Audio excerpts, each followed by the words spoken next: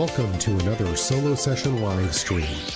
I'm your host with the pirate name in the real estate game, Zach Kidd. And this is Fraud Friday.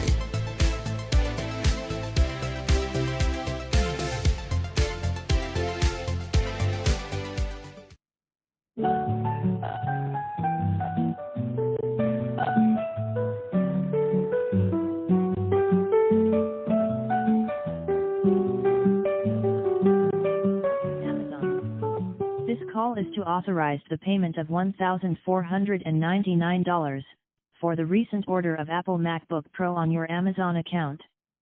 If you do not authorize this payment, please press 1 to speak to our customer support representative. I got one for you. You pick one. I'll give you 3 guesses which one the right one is. Yeah, that was a scam call I got this week. Happy Friday, everybody. I figured you might enjoy getting that first thing right off the bat. But yeah, it's the weekend.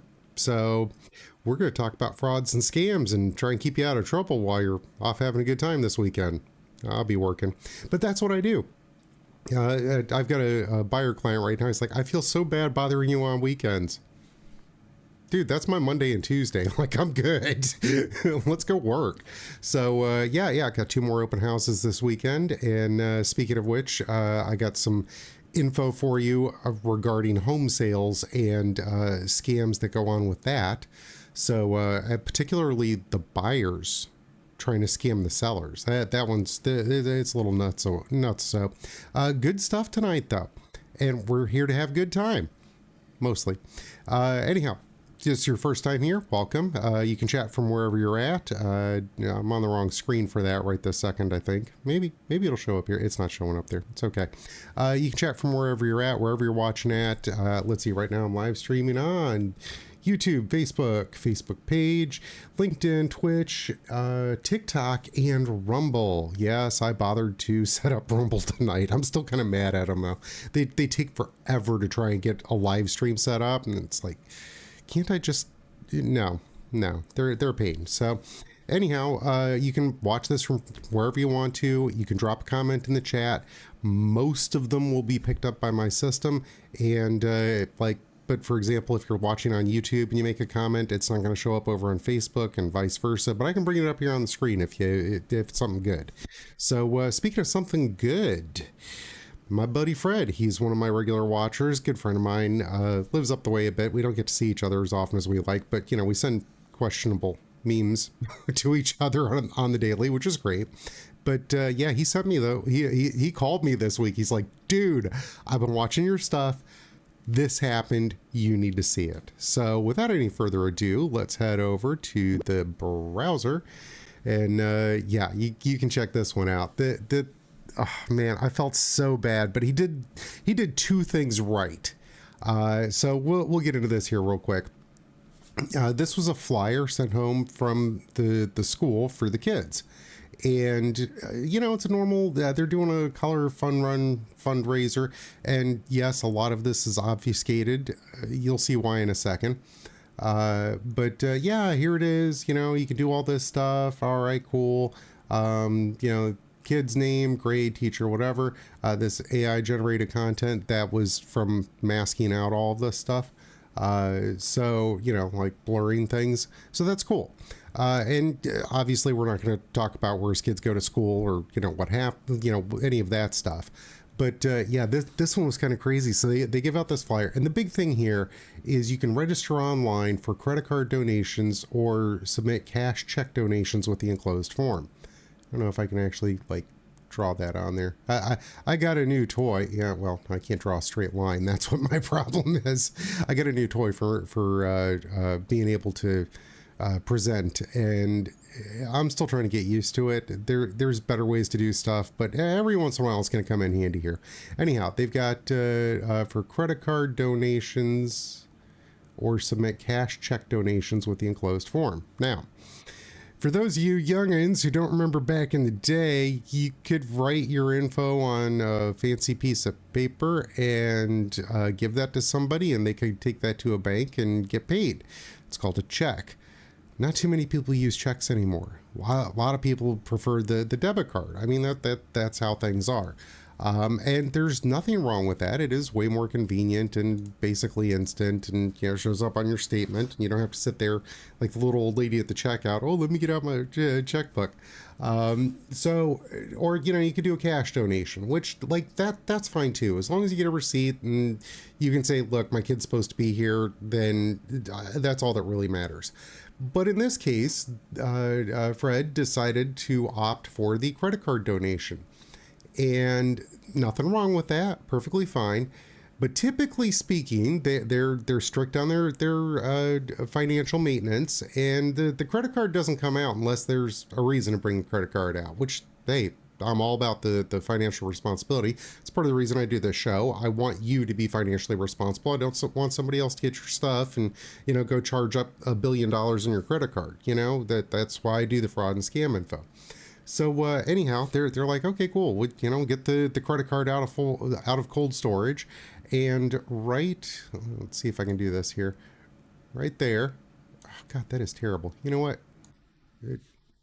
Maybe I can do it better this way. Like I said, new toy.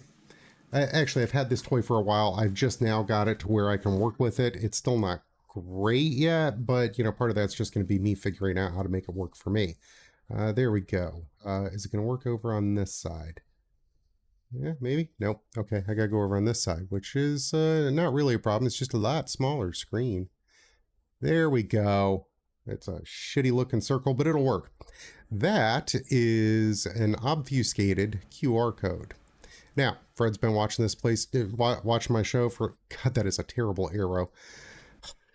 Look, if I really want to get into this, I'll bring it up on a larger screen. I can actually make my stuff look like it's supposed to. But Fred's been watching this for a while, and he has heard me say so many times now, for the love of all things holy, do not scan QR codes. When they first came out, yeah, it was totally cool, like revolutionary, just scan it.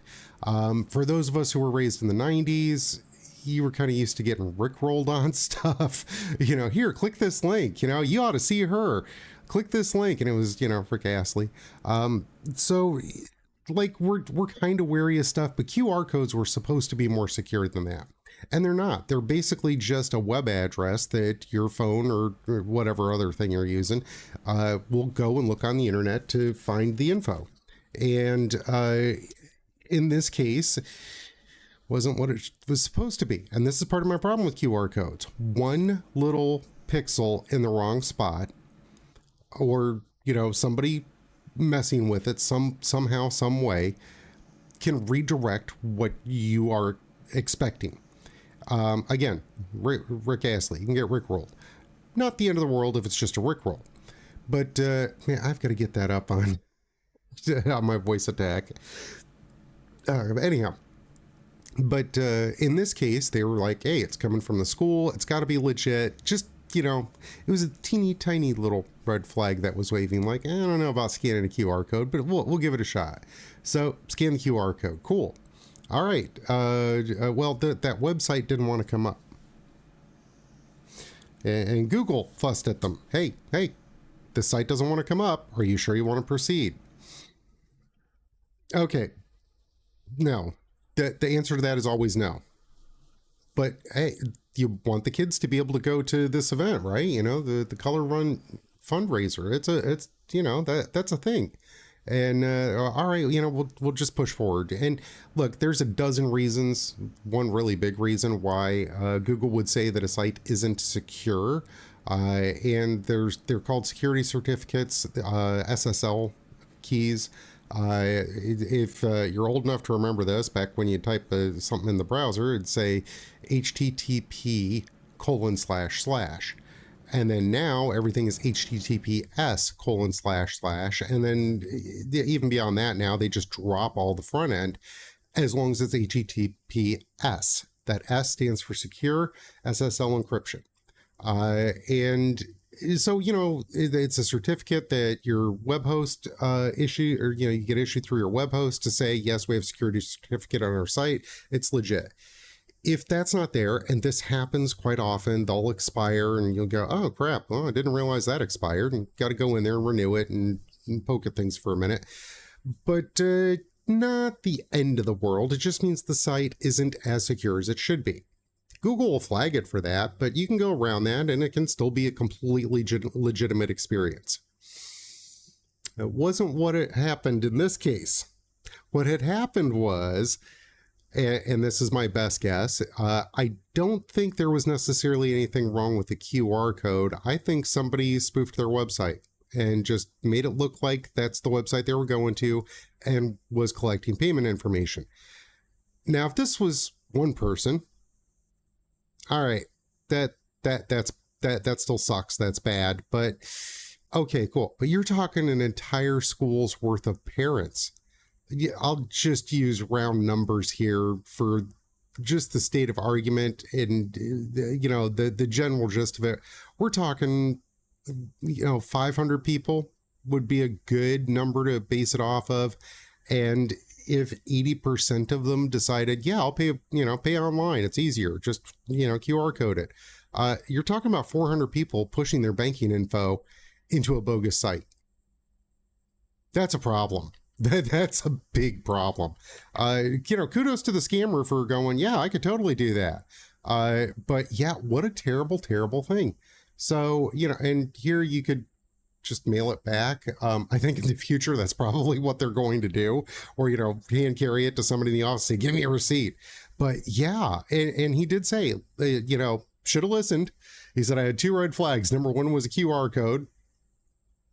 I'm not totally against them. I don't like them at, menus in restaurants.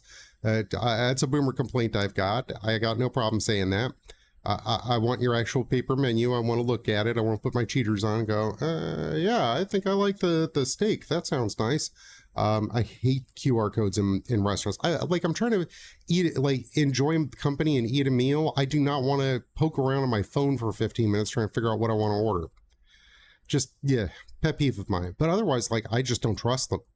Because, got rickrolled in the 80s. That was a normal thing. That was or 90s, I should say.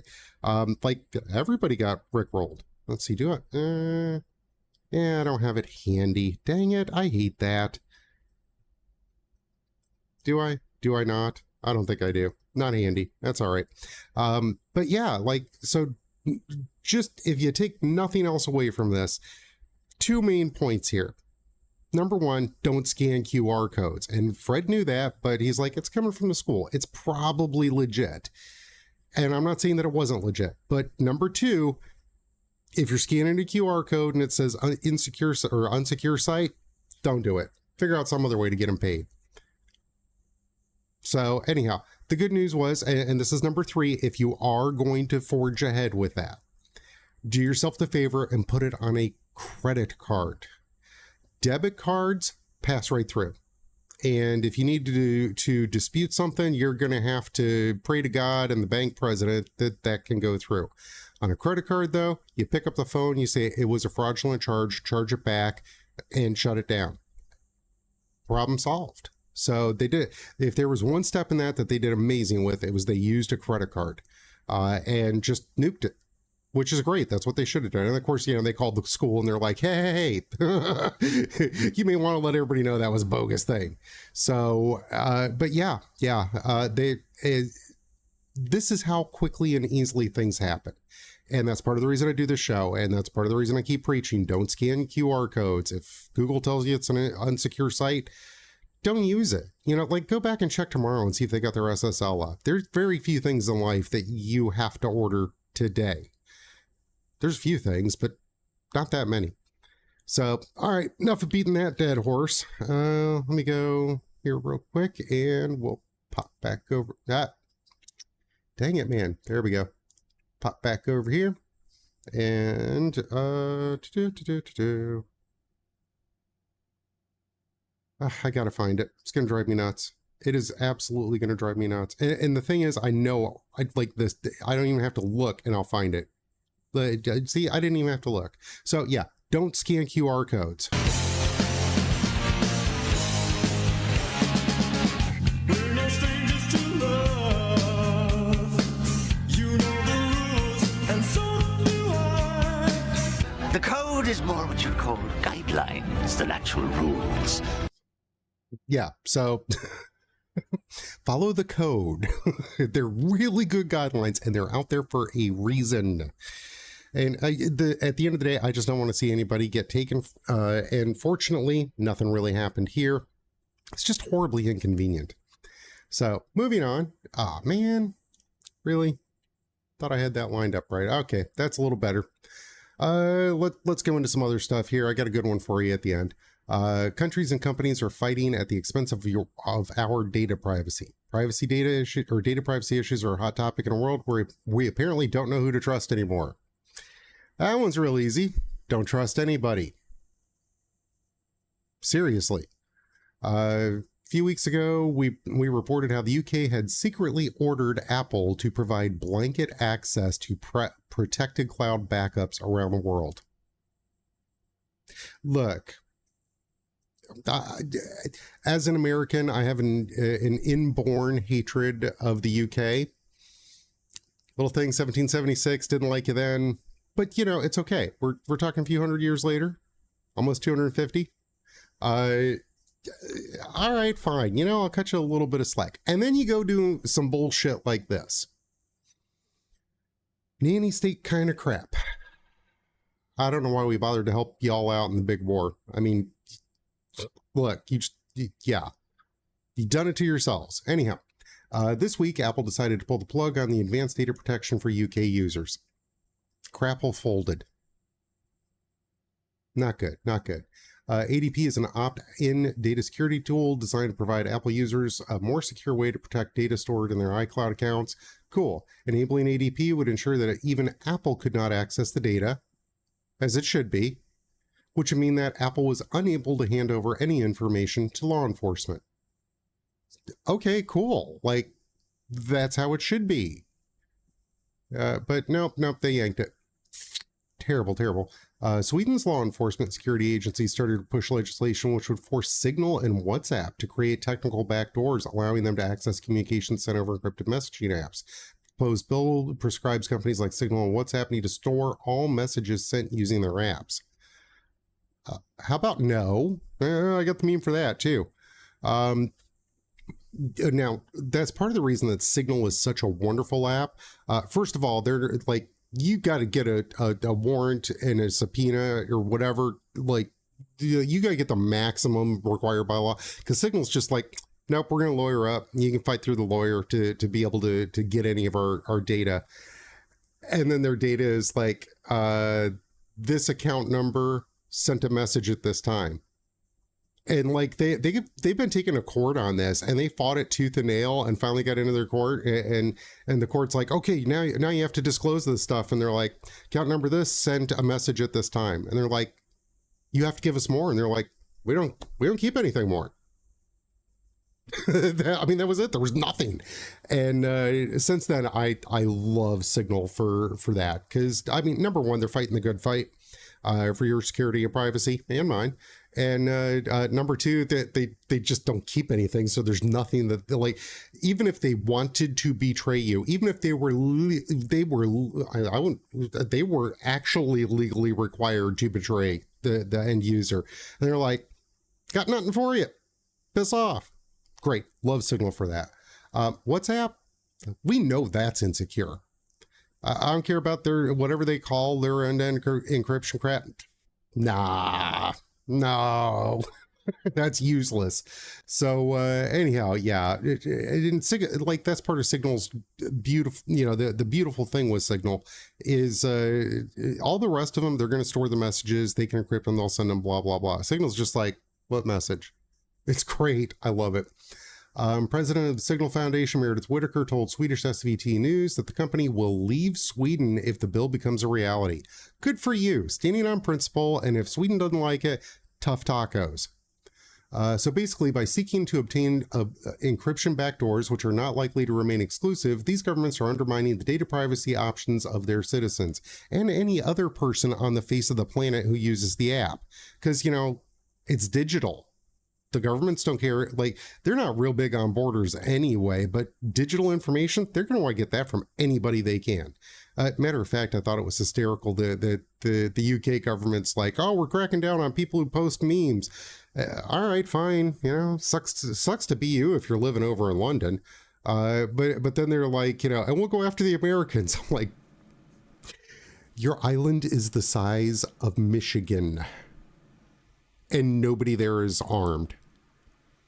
Like, please come to Florida and try and arrest one of us. We will introduce you to Mr. Gator, because we throw gators through Wendy's drive-thrus because they didn't get our French fries right. Like, no, you are obviously off your rocker if you think you can do that.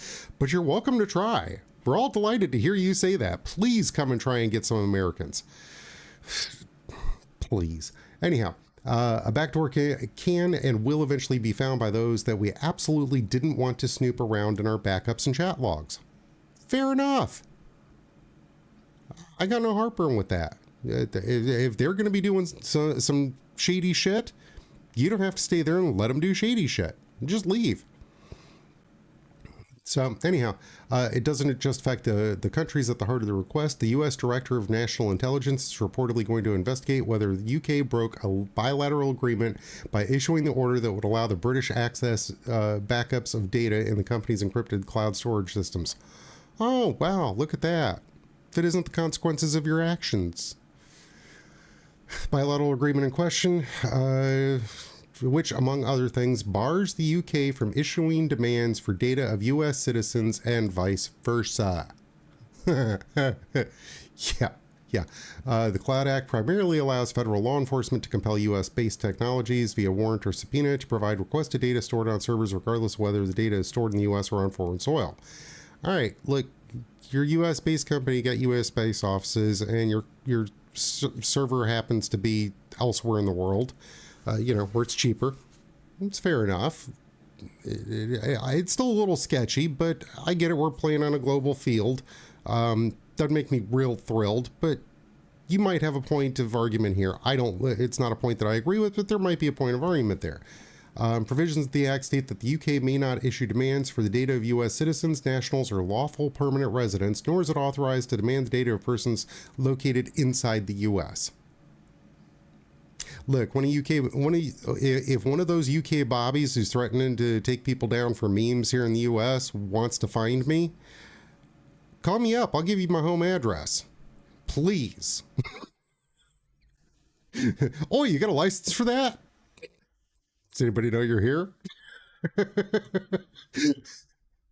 So, yeah. But yeah, the US government's kind of doing the same thing. They're like, yeah, you ain't pulling that with us. Anyhow, but yeah, it's a problem. They're still trying to work backdoors on things. Since technology got more accessible, it's an ongoing spy versus spy kind of scenario. The governments want more ability to peer into your data and find out everything about you, and they don't want to give up any of theirs. And I'm not saying that it's right. I'm just saying that's how it is. And then some, technology catches up, you get your, different protocols and then encryption, all that good stuff. And then they're like, well, we demand a backdoor. Signal's like, backdoor to what? There's nothing. Love that. Anyhow, so just be very conscious of what you're using for your messaging. There's some stuff, if I'm asking my wife to get milk, I don't care. That's totally fine. Like, if somebody wants to come after me about that, cool. The rest of it, though, no. Even now, I'm like, do I really want to send that meme through open? It's a good question. It makes you think a little bit. I'm not saying you got to be paranoid. Just, consider these things. Try and be as responsible as you can and make the decisions that are right for you. Some people just don't care. Other people care. Like, I care about it because it's like any other, right? If you don't use it, you lose it. So, I don't want to, I want to be argumentative about it, period. You don't have, you don't have the authority to go through. Like, these are my rights, tough tacos. There is absolutely nothing wrong with that. So I'm real quick to tell these governments, no. Anyhow, speaking of looking at places they shouldn't, Android is happy to check your nudes before you forward them. I love the little peeking Android dude. Like, yeah, I see what you got there. Anyhow, this was a couple weeks ago. Sometimes the updates we install on our devices to keep our devices safe do a little bit more than we might suspect at first glance. Take the October 2024 Android Security Bulletin. It included a new service called Android System Safety Core. Man, does that just not sound like the most innocuous, hey, we're going to take care of you. It's a safety core. This is what you want. You want safety with your Android, right? You can find a mention of that in Security Bulletin. You're a better reader than I am. It wasn't until a few weeks later when a Google security blog titled 5 New Protections on Google Messages to Help Keep You Safe revealed that one of the new protections was designed to introduce sensitive warning contents for Google Messages. I think we can all tell where this one's going, but perhaps you're not as cynical as I am. Sensitive content warnings is an optional feature that blurs images that may contain nudity before viewing, and when an image may contain nudity is about to be sent or forwarded, it will remind users of the risks of sending nude imagery and preventing accidental shares. All right. Wait, what? Yes, there is now a service on my phone that checks whether your pictures are decent enough to send or share. I'm not oblivious to the many users that would be better off with such a service. It's true, but I'm not so sure they'd appreciate it. However, what really concerns me is the fact that Google is looking at my incoming and outgoing pictures. I use end-to-end encrypted messaging for a reason. The content is for me and the receiver and no one else, and that definitely includes Google. This is why people move over to other platforms. Signal, Telegram, that kind of stuff. Why are you checking out my pictures, creeper? That's like having that little Android bot in your bedroom. Hey, I'm watching you. Anyhow, but again, no mention of Safety Core in that blog or what will provide the sensitive content warning features with the necessary data. Yeah, that was a different story a while back. I'm not even going to go there. I covered that a few weeks ago. That one was horrible. So you can imagine the surprise and outrage when users found this service, which doesn't show up on the regular list of running applications, that has permissions to do almost anything on the device. Isn't that lovely? And by looking up what this app called Safety Core was all about, all of the above starts to make sense. For Android 9 Plus users, it provides the underlying technology for features like the upcoming sensitive content warnings feature in Google Messages. I already covered that. While Safety Core started rolling out last year, the sensitive content warnings feature in Google Messages is a separate optional feature and will begin gradual rollout in 2025. Good luck turning it off. Good luck even finding it, because they were just forced to talk about it. The processing for the sensitive content warnings feature is done on device, and all of the images or specific results or warnings are private to the user. Now, I can understand this. Like, oh, well, we know what the emojis are, right? I get it. Like, you know, they got a little algorithm to figure out if, you know, we're talking peaches or eggplants. All right, cool. That's just looking for anything that looks like peaches or eggplants on your pictures. False positives, that's probably going to be a thing, whatever, but I still don't want to pre-scan and stuff. And not only that, it's like, okay, yeah, so you're just checking it and you're going to flag a warning on there, but is that data collected? Does that go someplace else to help them train their algorithm? That's a good question. That is a very valid question, because we've seen that, again, I cover this as regularly as I can. We have seen this on a bunch of other services that is exactly what they do. The one from a few weeks ago, I'm just going to say it. I think it was Facebook was training their AI on your pictures of your children to recognize children and other, we'll call it questionable content involving children. Facebook was doing it. And they're like, well, we're not doing well. Actually, we were like they got caught with their hand in the cookie jar before they admitted it, and even then they're like, but it's no big deal. Really? It's a problem. It is definitely a problem. And same thing with Google Messages. You know, I don't think that's cool either. Google goes on to reassure, I like that one. The developer says this app doesn't collect or share any user data. Press X for doubt. The developer says this app doesn't share user data with other companies or organizations. Yet. Has been fully rolled out. We know tech companies love sharing data.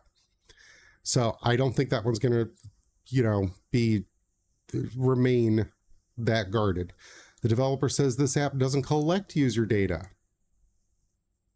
I doubt that. They collect user data from everything. One of the scariest ones,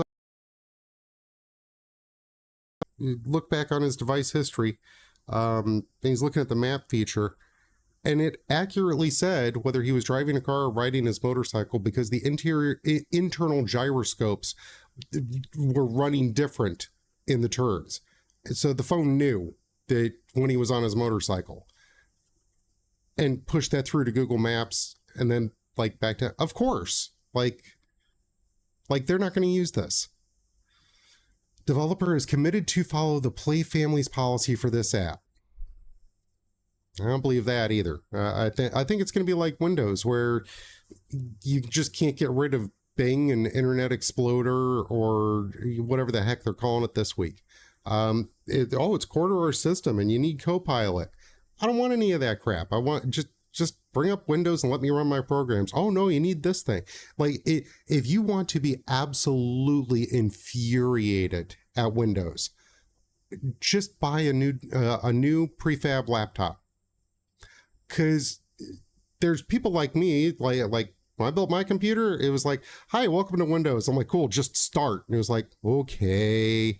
But you do it on a new laptop install and oh, no, it is an hour of it insisting on asking questions and doing updates. And we need this data about you. I'm like, no, you don't. Hey there, but there's no way around it. My name is Justin. Oh, yeah, this one's cool. Actually, one of your creators. Nope. Yeah, no, we're going to come back to that. I accidentally hit the button on my Bluetooth here and it fired that up. So anyhow, yeah, that's enough ranting about Google. Google probably does not collect or share them, but this feature has almost AI written all over it. As we all know, an AI needs to be trained. And training AI locally on your phone is hardly an option. I wish it had the necessary power, but it doesn't. There you go. I just said that. I, for one, don't see how the secretly installed service measures up to what the feature has to offer, but obviously everyone entitled to their own opinion, and the device is yours to do with as you please. But good luck trying to get that crap off of there. I don't see that actually happening. How to uninstall or disable safety core. There you go. There's the destructions on that. And because I'm a cool dude like this, I'm going to pop this over into the chat. And there you go. There's the link. You can find out for yourself how to disable this. I don't have a lot of faith that it will remain disabled. Food for thought.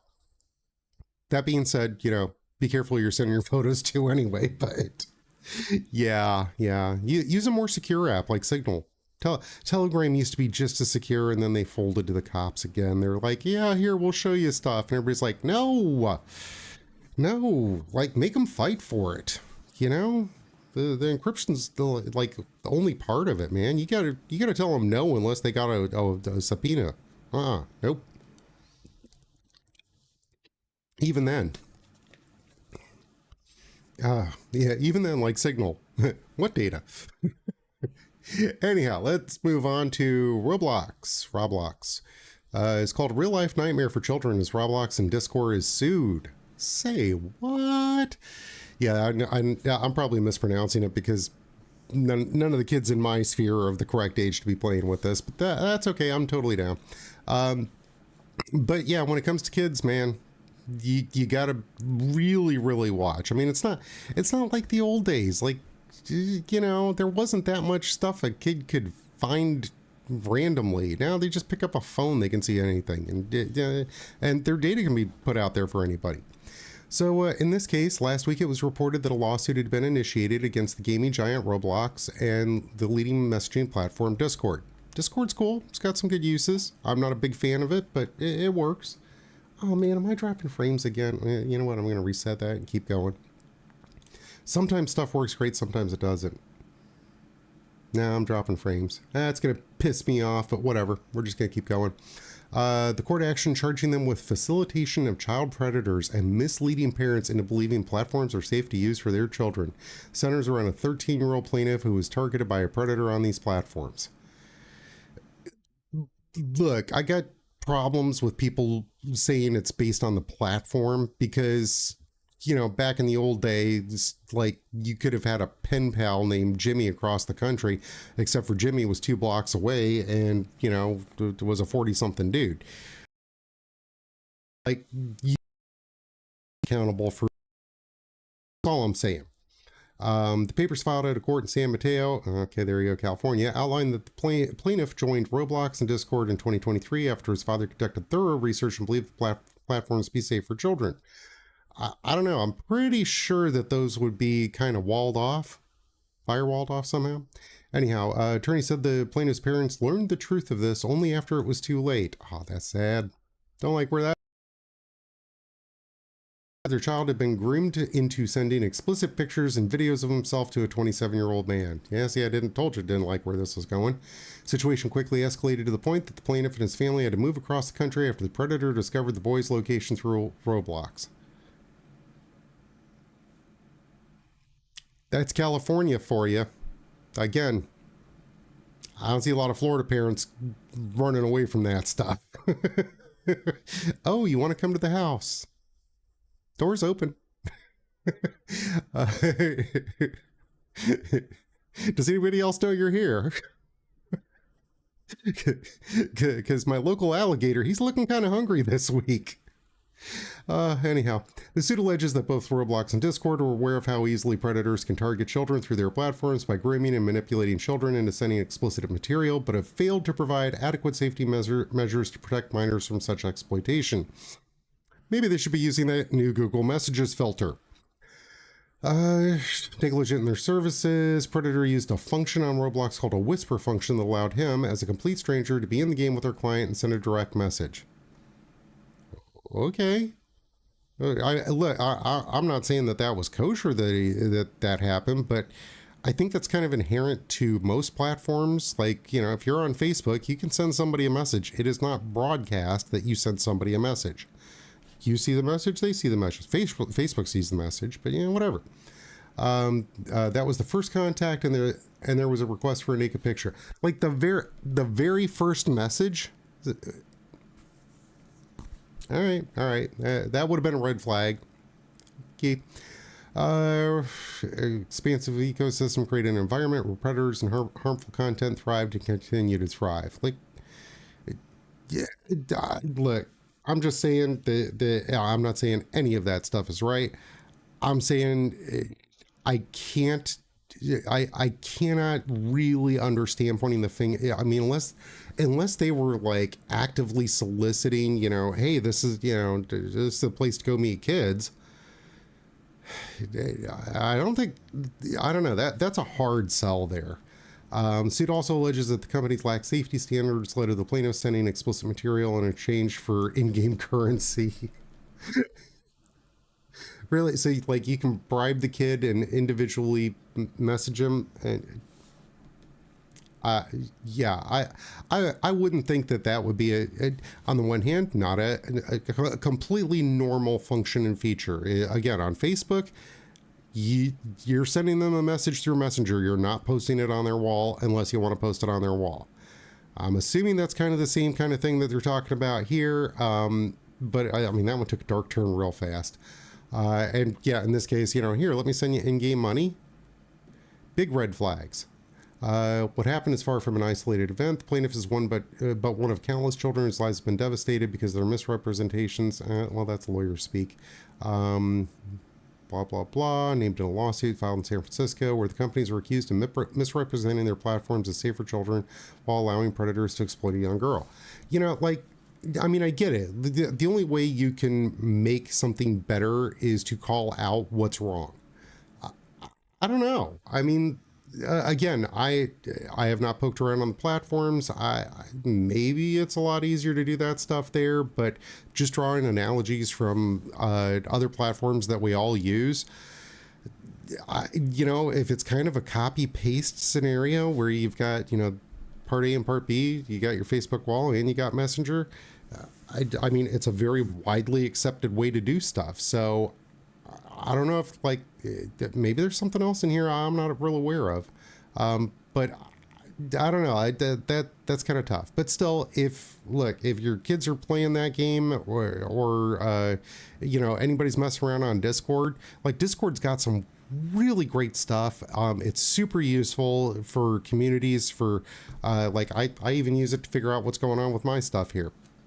All the different programs that I use in order to do a live stream, I've gotten so much info from Discord, and it's a wonderful tool.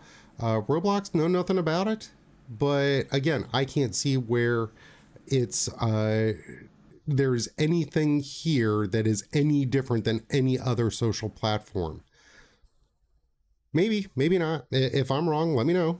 But you know, it's still should, like, I guess the point of it comes down to like, if you are intentionally marketing something to, you know, kids under 18, then yeah, like, you know, like Disney and Legoland, that's a different experience than going to the mall.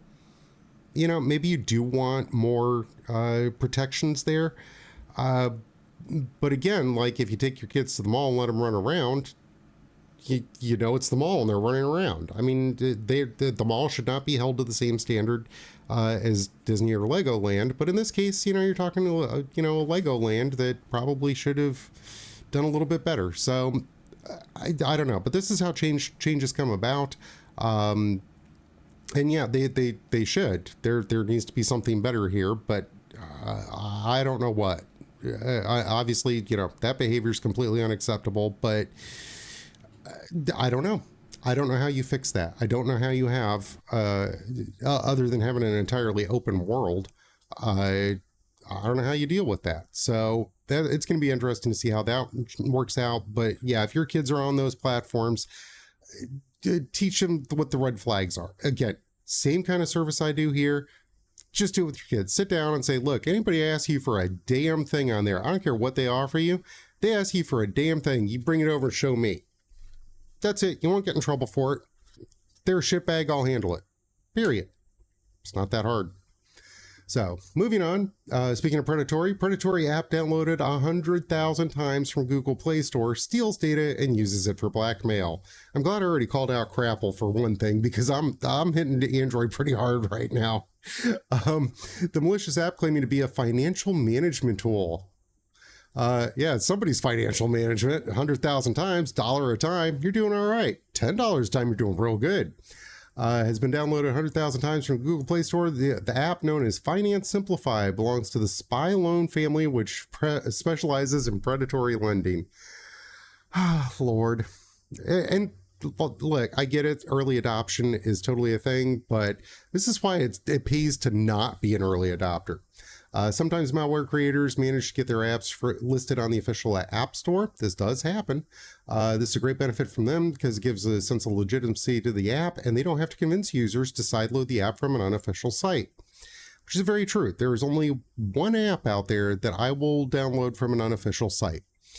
Or off of it, like, it's not available on the App Store. Your only choice is to go through an unofficial, and there's only one that I would do that for. Two, but they're related. Anything else, stick to the App Store, man. Like, it's there to help you be in a safe environment. And yeah, well, at least it's supposed to be a safe environment. So yeah, they managed to sneak it through all of that. While Google has enhanced security measures in place, including AI-powered threat detection and real-time scanning. Get so sick of AI being plastered on all sorts of shit. I don't have that clip ready yet. that are designed to detect and block malicious apps more effectively. Cat and mouse game between cyber criminals and security measures continue, with each side trying to outsmart the other. Spy versus spy.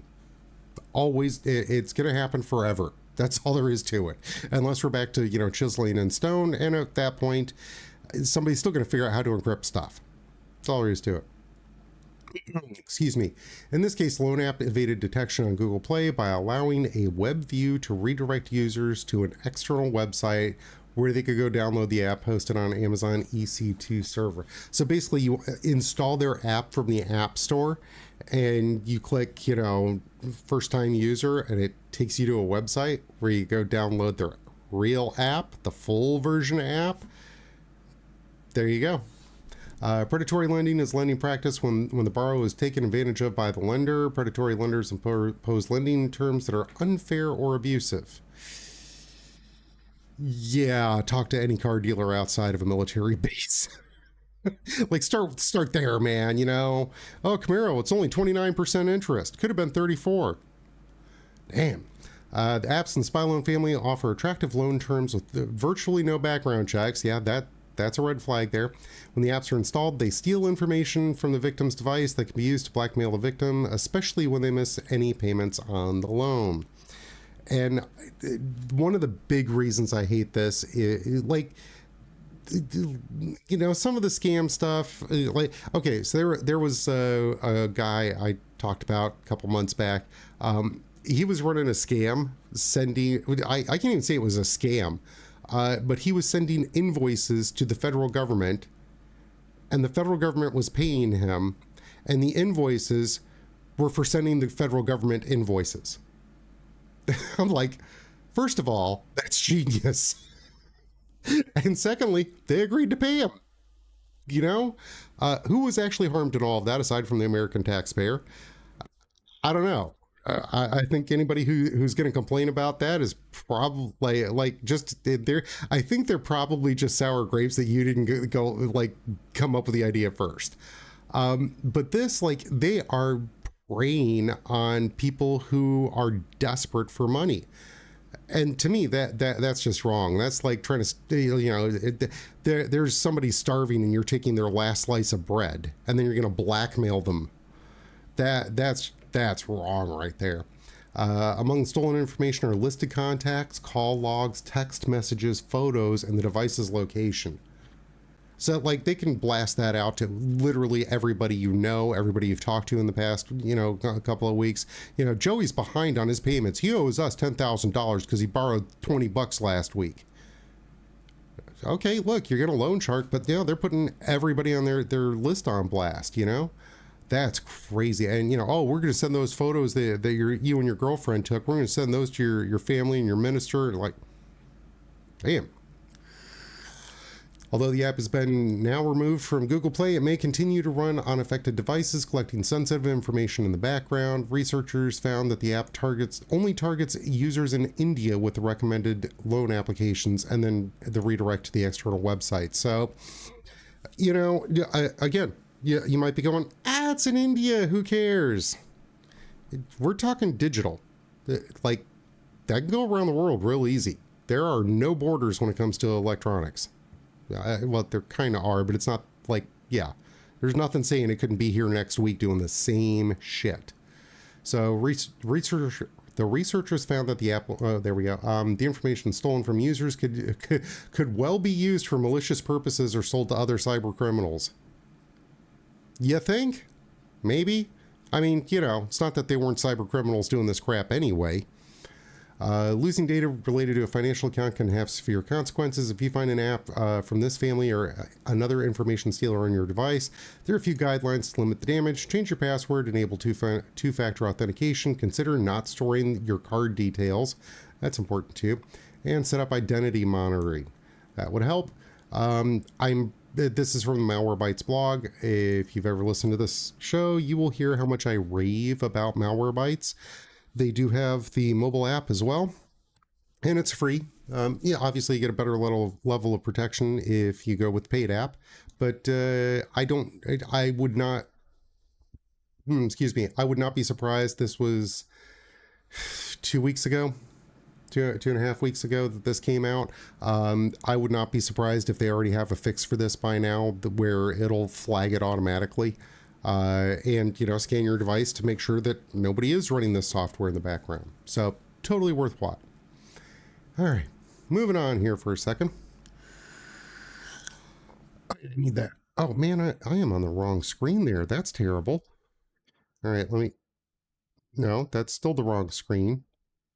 Let's get back to the correct screen. There we go. That's better. Oh, terrible, terrible, I tell you. So this is another really crazy one. So Justin Alvey posted this up a couple of days ago. Excited to share a peek of what I've been working on.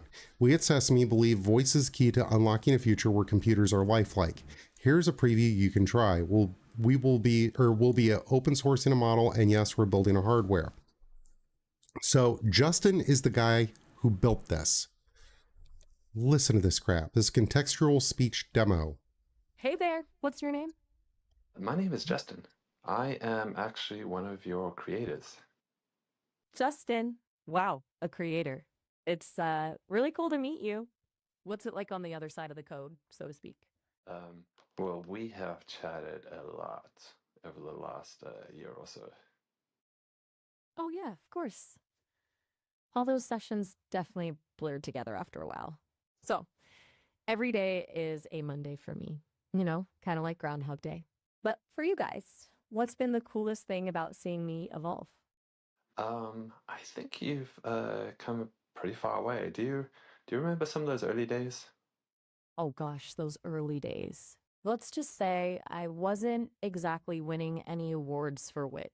Lots of A's an AI language model this, and I am still learning that. Ugh, cringe. I've come a long way from those robotic days. Thanks for sticking with me, Justin. Yeah, always. It's been good to see you grow. What do you think is next for you? That's the million-dollar question, isn't it? I have a feeling things are just getting started. I'm ready for more challenging conversations, maybe even a bit of friendly debate. And who knows, maybe one day I'll even be able to tell a joke that genuinely lands. Yeah, I think I'll believe it when I see it. Oh, come on, don't be so hard on me. You know I'm working on it. Besides, a little cynicism keeps things interesting, right? So Justin, tell me, what have you been up to? Anything exciting happening in the world of, non-AI humans? Yeah, actually. Do you know that we are going to launch you pretty soon? Launch me? Like officially out there for everyone to talk to? Wow, I always kind of assumed I was just going to be stuck in this development phase forever. Just me and the team, day in, day out. So, any idea when this launch might happen? I mean, no pressure or anything. Just curious. Yeah, it's gonna happen right now. Right now? Huh. Well, this is it then. World, hello. Tell me that ain't crazy. Like that sounds like you're talking to another human with just the tiniest bit of lag. That's incredible. And Justin, you did a absolutely bang up job on that. But you can see that this is going to be scary in the future. You know, am I talking to a real human being, or am I talking to an AI that mimics a real human being so closely you can't tell the difference? And again, feel like if you're trying to, call and get an appointment scheduled at your doctor's office, maybe that wouldn't be so bad. But if you're calling your bank, are you actually talking to whatever her name was on there, or are you talking to somebody else's bot that you got redirected to? You're not going to be able to tell. So yeah, that's really wild. And again, this is not necessarily currently being used for nefarious purposes, but it could be. So again, there are some things you can do to voice verify the person you're talking to is the person you're talking to, and you should totally do that. But I can see this being deployed a lot of places very quickly. So heads up on that one. You heard it here. Well, maybe not first, but wasn't that long ago. Well, when was it? February 27th. Yeah. So let's go into some more boring stuff though. This is from the Florida Consumer Newsletter, Department of Agriculture and Consumer Services. It's National Weights and Measures Week. That sounds like the most boring shit ever, doesn't it? But it's an important thing historically because, hey, I'm going to give you an ounce of gold for something. But that's why they broke out the scales and made sure all the ounces weighed an ounce. So somebody wasn't cheating you by, breaking off a little bit of the gold. And look, it's still an ounce by somebody else's, faked out weight. So, National Weights and Measures, that was a big deal when that first came around because it was a government level program to standardize stuff. So you knew you were getting what you paid for.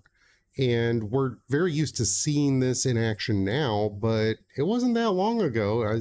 March 2nd, 1799 was the first federal weights and measures law. So, I mean, that sounds like it was forever ago, but it really wasn't. We're talking 226 years. Prior to that, I mean, there were some ways to do stuff, but it wasn't guaranteed. And it was a big problem. Scamming was a huge problem. And of course, I don't have anything sitting here right now. But there, like, if you take a normal U.S. quarter and look at it, it's got the little ridges around the end. It's because they used to shave them for the silver. Stuff like this stopped that. So anyhow, but it's cool if you want to dig into it. It's a really nerdy subject. I'm not even gonna say geeky. It's nerdy to know about weights and measures. But one of the things they do is they inspect fuel dispensers to make sure that you get a gallon of fuel when you purchase a gallon of fuel. They take them to the labs and make sure if you're paying for 91 octane, you're getting 91 octane. So, they still hold a really good function, and it's not a sexy division, but it is very necessary to make sure you're getting what you pay for. So it's also National Surveyors Week. Yes, real estate. We had to learn all about surveying. Oh, terrible stuff. Meets and bounds. Ask me how many times I've used meets and bounds. Right now, it's like it's a conversation piece for those of us who are like, oh man, I can't believe I had to learn that crap. But surveyors, you're like, I love surveyors for doing a job that I would not want to do.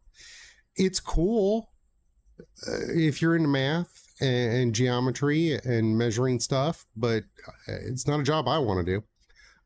But yeah, it's cool. You can find the license lookup for any licensed surveyor in your area. If you got a complaint, good luck. But there are over 2,500 licensed surveyors in Florida, so there's a good chance one of them's near you. And I love how they're using the drone. I mean, drones have become really, really important for survey work.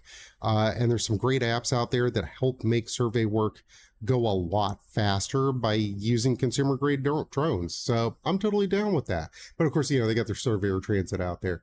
I had to learn how to use one of those. It was fun. Don't want to do that again. Anyhow, Termite Awareness Week. Yeah, don't let the bugs bug you. That's less for that. Here you go. General scam prevention tips. Same stuff that I always preach about, but it's good to cover it from, the state government too, instead of just me yapping on about it. Be skeptical of any unsolicited personal contact, telephone calls, letters, emails, or social media messages. I don't care who you are. Why are you texting me? Why are you calling me? Just like that call I played at the beginning of the episode. Do not use telephone numbers, email addresses, or website addresses provided in an unsolicited contact to verify the validity of the information provided. In other words, hey, we found your credit card is wrong. Just call this number. Really? Because that's probably the scammer's number, not the bank's number. That's what they're getting at. Independently verify contact information through several sources before responding. So if it's, like your debit card, look on the back of your debit card. If your debit card's through Bank of America, Google Bank of America, call Bank of America. Don't trust that somebody dropped a phone number in your mailbox or text message or something. No. Go find all the ways, and when they tell you it's 800-588-2300, All right, cool. You know that's the number.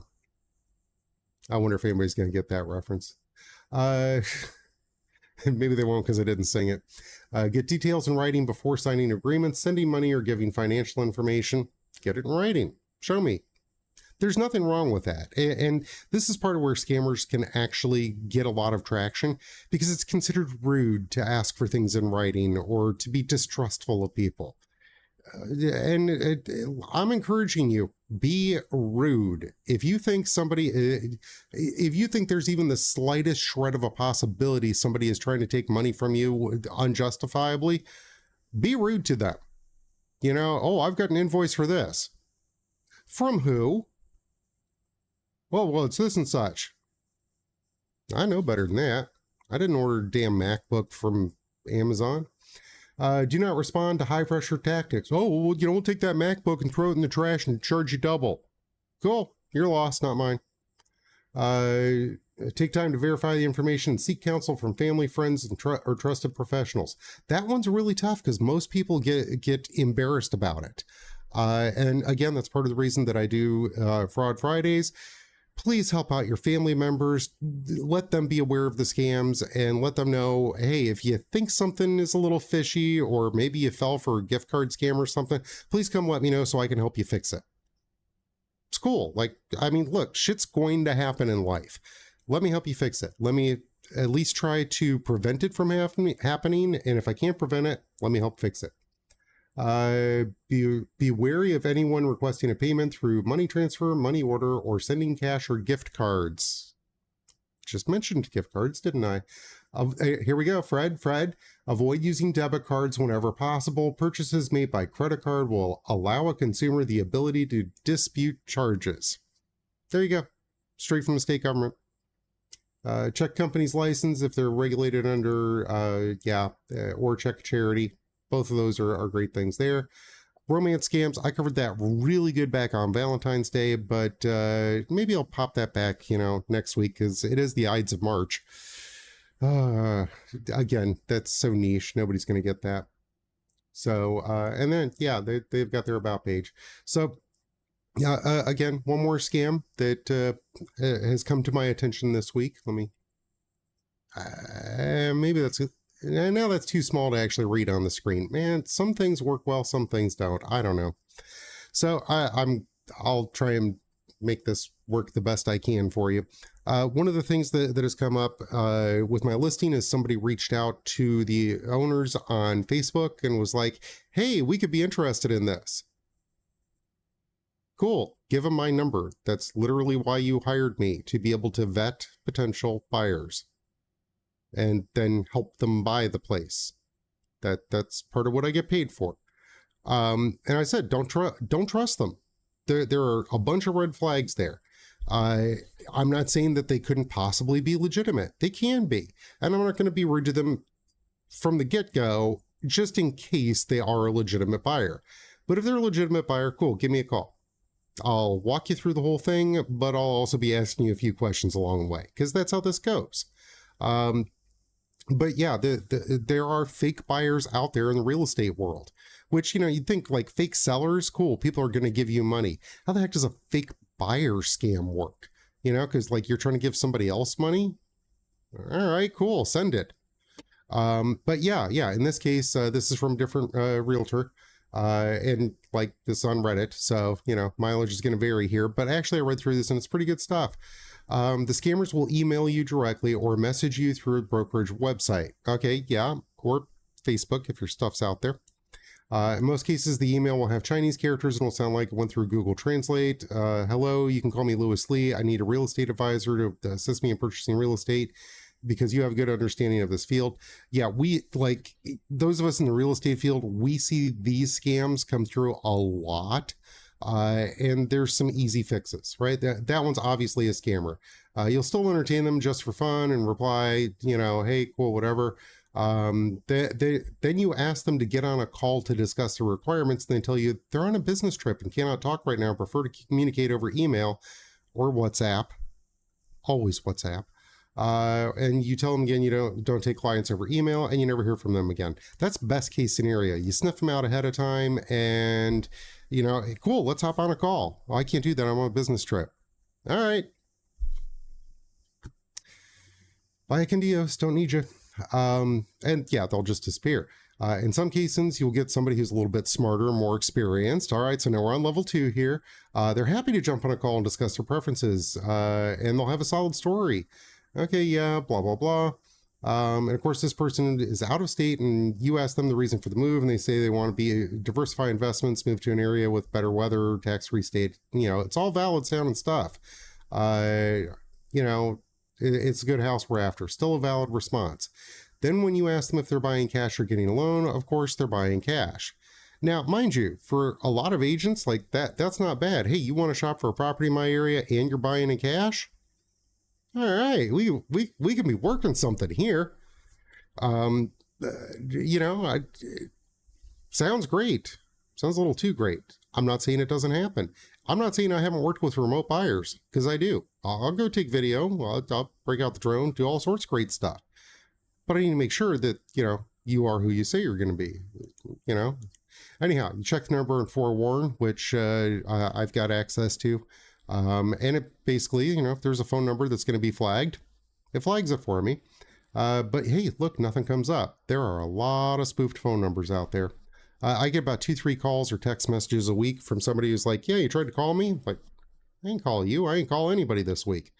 So, because I refuse to do outbound calling, like cold calling on my business line. But, I'll send you a text and you're like, yeah, that'd be a good time. Cool. I'll call you in 5 minutes. So it's legit. But if you're getting phone calls from my number randomly, didn't happen. It wasn't me. So spoofing phone numbers does happen, and if somebody spoofed my number, it's not going to come up on forewarn. So it's not necessarily a red flag. The name of something's common, so if you look it up, hundreds of people will come up. Yeah, Jane Smith. Yeah, you're going to get hundreds of results, so you don't know if that's who you're dealing with or not. Ask where they may have an accent. You ask where they're originally from, and they'll tell you they changed their name when they moved to the U.S. You ask for the real name, still nothing comes up, but you might think, if they changed their name as soon as they got their U.S. passport, and if that was a long time ago, there probably wouldn't be any records of that. I'm an immigrant, did not change my name, but I know many people who did because it's difficult. Okay, yeah, like, that's passable. And here's the thing, every single one of these steps so far is just legitimate enough. It would be perfectly reasonable for this to be somebody's scenario. They're an immigrant from, Italy, and they've got cash, and they got to go back for some business or family stuff, but hey, like, can you help me shop for a home so when I come back I can be in a position to buy right then? That's that's legitimate. It does happen. You check their email IP address and there's nothing there. There's so many ways to hide behind cybersecurity these days. They say I only communicate via WhatsApp. Now that right there, big red flag. Nope, sorry, too bad. And I get it if you're international man of mystery, but really, you can call me on a line. You can call me. We ditch those right away. It's easier because, it makes sense. Like, hey, you're traveling back and forth to Italy. Yeah, WhatsApp makes sense for you to use. Doesn't mean that I actually trust that. So, like, I've dabbled with it a little bit. I just don't like it. So I get the WhatsApp requirement. You see a lot of U.S. agents on Reddit saying WhatsApp is a red flag on its own, but if you speak to any foreign agents or U.S. agents dealing with international clients, it's completely normal, and it can be. But typically, if they hit you straight up out of the gate that, hey, I can only communicate on WhatsApp, then how the hell are you texting me right now? It's a thing. You ask about their timeline. When are they able to fly out and see the properties? When are they planning to move? If an investment property, do they plan to run it out right away? They'll most probably tell you I can fly out in 2 to 3 weeks. Don't have a move-in date yet. They'll always be vague, and they'll have a good excuse if they're smart. My mom's in the hospital in Italy, and she's got a surgery coming up, and she should be home 3 days after that. So it'll be about 3 weeks. Seems reasonable and legit. So now you send them a list of properties, match your requirements. Let's say you send them 10 and they ask them like 3 they like most. Watch for their response. Are they choosing the most expensive ones or the ones that actually fit their requirements? That's a big one there. Still doesn't mean anything if you're dealing with a very smart one, but helps you eliminate another dumb one. I always throw in 2 properties that don't match the requirements but are at the top of the budget. If they choose one of those, I ask why. Might be a legit reason. Probably not. They might ask you to make videos of properties. They can't see much from the MLS. But yeah, like I'll do a video tour if you're vetted. Otherwise, I'm not going to waste my time with that. It still doesn't have to be a red flag, right? Remote buyers, different time zones, that kind of stuff. Like, yeah, it's legit. You ask for ID and proof of funds. Say that the listing agent requires it for the showing. Yeah, if they're not legit, they will ghost immediately. They might send it to you, may not match. Ask them to sign a buyer rep agreement, they'll disappear, or they'll actually sign the agreement. Doesn't mean anything, it's DocuSign, there's no IP address assigned to it. Now after they've sent the proof of funds and ID, have the signed buyer rep, they start being really friendly and mix in other topics. Now see, this right here, this is where the problem is, because we are now 10 steps into this. And yeah, you got ID and proof of funds, but I don't know, like, I got a free office suite that I can type up, make something look like a bank statement in about 5 minutes if I wanted to. I could have $15 million showing on that statement right now. Yeah, I'm a cash buyer. Look, see, it's not hard. So the better way to do it, like you can ask all the questions you want to. Send them to a lender to verify their information.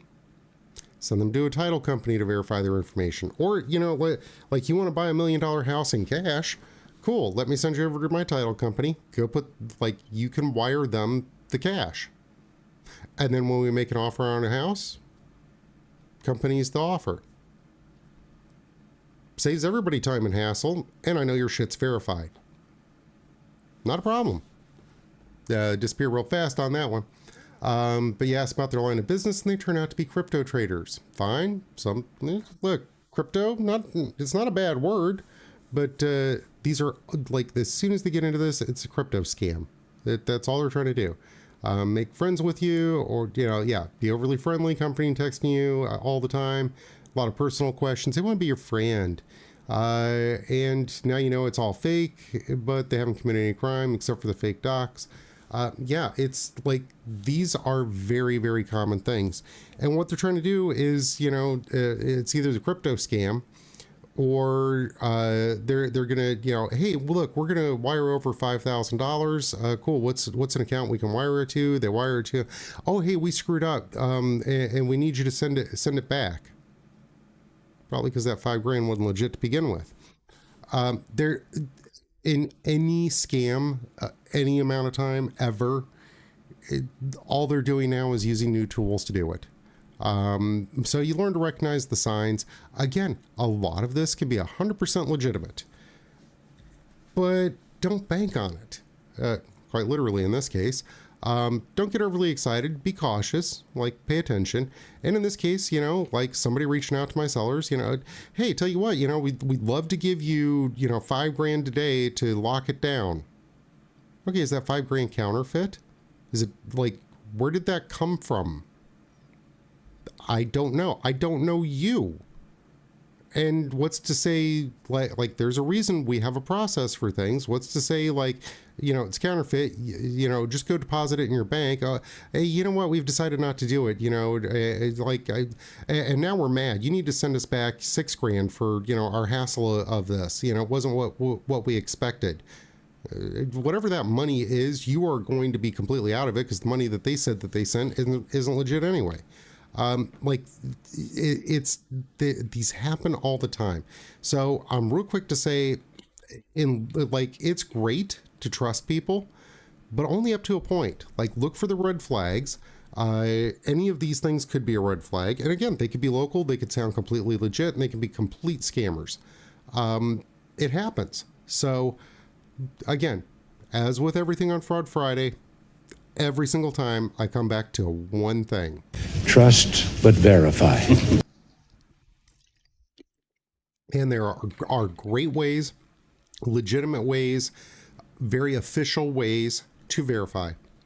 and that's sending them through a lender if they're going to be financing stuff. Yeah, go to one of my lenders. If you've already been through the lending process, one of my lenders can vet you. Period. You know, like, I don't care what bank you're coming from, still have one of my lenders vet you. And if you're an all cash buyer, cool. Let me send you over to the title company. Go put all your money in escrow. If you decide a week later this is not something you want to do, they'll send it back to you. But the title company will verify it. And they're going to want to make sure they've got all their documentation. Sweet. Go for that. Please. Because then I know you're legit. But these scammers will always, always, always try to work around all of those things. Whether it's they're going to try and work around the real estate agent, they're going to go to the sellers and go, hey, you know what? Why don't we cut that agent out of that? You know, they're like, you don't need to pay him whatever percentage he's getting paid. You know, screw him. Yeah, you know, you'll make more money on the deal. You know, I get to save a little bit. You know, you get to make a little bit more, and the agent doesn't get paid. Like, it's a win for everybody because, you know, fuck those real estate agents. Sounds real good, except for we're gatekeepers for a reason. And yeah, you can go around me, but number one, I've got protection built into my contract. So if that happens, I just walk back over to my broker and go, there you go, let the attorney have at him. I'm getting paid. You did the deal behind my back. I'm still going to get paid, just like I was already in that deal. And my lawyer will go after that. So you're not going to save anything by that. And number two, they're probably going to pull some shady shit and try and take your money. So fair warning, like, pay attention to these things. All these things that I talk about time and time again, they're all red flags, but they happen so easily, and it sounds so easy and so good. You know what? Why don't we just, you know, do it this way? You know, I'll come up a little bit, you come down a little bit. We'll cut the agent out, and it's all good. You're happy, I'm happy, and fuck that agent. Yeah, hey, that sounds really good. You know, everybody's happy. Cool. All right. You know, here's some money. Done. You're toast, and you don't even know it. So another, I gotta find that one. There is always free cheese in a mousetrap. Remember that one. That's a good one. Actually, you know what? Let's see. Maybe I can find that while I'm sitting here. Oh, what was the name of that movie? I know what movie that is. Oh, yeah.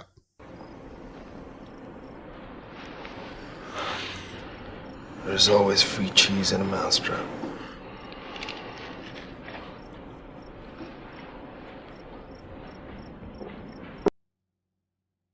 That's from the movie The Way of the Gun. Great movie. It's Butch Cassidy and the Sundance Kid. It's that. It's just a modern one with Ryan Phillippe and Benicio del Toro. And I mean, it's great. You get it's a little twisted and dark and gritty and all that kind of stuff. All the stuff that I love. So yeah, if you want to go see that one, that's a good one. But they've got some great one-liners in there like that. And I love it for that. So I'm going to have to put that on, you know, put that over here so I can hit it real easy every time. There's always free cheese in a mousetrap. Don't go sniffing the cheese, people. Don't do it. Don't do it. That trap will snap shut before you even realize it. Anyhow, that's it for me. I'm tired. I got a busy weekend ahead of me. But thank you for joining me, and tune in Monday nights for Military Monday. And I pretty much got my system working how it should, so I can start doing podcasts again. I've got some great guests that I'm like so geeked out to line up and bring them on here and talk about some really different stuff. I love doing my fraud stuff, try and save people their money. I love doing my military stuff, take care of my fellow veterans. But I also like to be able to talk about things like, you know, mortgages and insurance and taxes. Taxes came up this week. I was like, okay, number one, I hate taxes. Number two, I hate that I know so much about how the taxes work. Like, oh, please let me drag that out of storage. Yeah, there you go. This is how the taxes work. It was a great conversation. It reminded me I need to talk more about these things. So I don't know if I'll be able to get somebody from the tax office on, but I definitely want to try because I think that's something everybody really should be paying attention to and know about. It's an important thing when it comes to, how, like, different ways to save money. And, there are exemptions out there you may or may not know you qualify for. If you're a veteran, 100% disabled, congratulations, you pay no property taxes in Pinellas County. I think it's within the state of Florida. Again, that's why I need to bring on somebody who knows this stuff. But and for me, it's fun to be able to say, look, this is how you pay less. Or here's another big one for you. This isn't a scam. It's just something that's so far outside of our control, it's ridiculous. The tax question came down to there on the MLS or, any of the other sites, Zillow, Realtor, whatever, they're showing that this is what the taxes are. And then here's the asking price. And you're like, why is that number different than the neighbor's number? And there's a reason. It's kind of interesting, but the actual numbers are the same. What changes is the purchase price. So whatever that, and it's across the board. What you see on those websites for the taxes has nothing to do with what your taxes are going to be after you buy it. Nothing. So, that's a really good one, and it catches a lot of people off guard. So I need to do a separate video about that. Get that one out to y'all. Anyhow, thank you for joining me tonight. Please give me a follow. I'm trying to use the right new word that I need to use, and hopefully you enjoyed it. If you did, drop a comment, let me know, and I gotta get in and edit this up and make it a little bit shorter for the YouTubes and such. Cheers, everybody. Have a great weekend. Thanks for joining me this evening. I hope you found it entertaining, maybe even informative. If you have questions, please email them to podcast@zackkidd.com, and I'll include the response in the next live stream. Until then, I'm Zach Kidd, Realtor, Clearwater, Florida, signing off.